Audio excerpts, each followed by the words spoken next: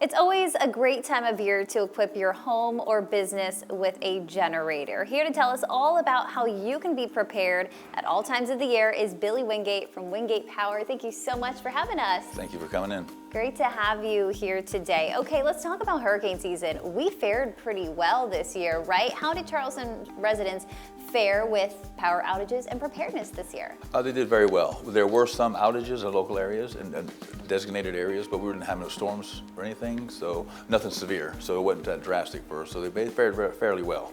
Yeah.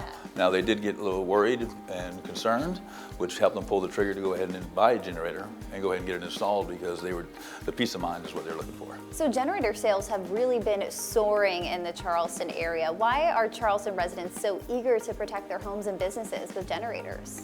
Well, there's a few reasons. One, homeowners will add a generator to their home to increase the value. Number two, if homeowners are not in town and we lose power, you have mold issues, mildew that can form. Just the peace of mind mainly. And also people that work from home. You have, since COVID, people who work remotely and from home, so they can't lose power, and if they do, it's going to be detrimental to their job. So those are some of the reasons that people want to get generators and are moving forward right now at this time. Yeah, and your customers are raving about not only your service, but also the quality that you guys provide. Can you talk about what sets WingatePower apart? Well, what sets us apart from the others is all we do are generators. We don't do ceiling fans, we don't do plumbing, any other, we specialize in the generators. And with that, when we bring our guys in, if they're not already certified or experienced, we train them in-house and then we'll send them to Generac and pay for all their classes and certifications so that when they come back, so that every time we send someone to your house, it's going to be someone that knows what they're doing, how to get it done, and if not, they know have the resources to solve the problem that we have. And with WingatePower, we train our guys and vet them enough to where we're not going to send anybody to your house that we wouldn't have at ours.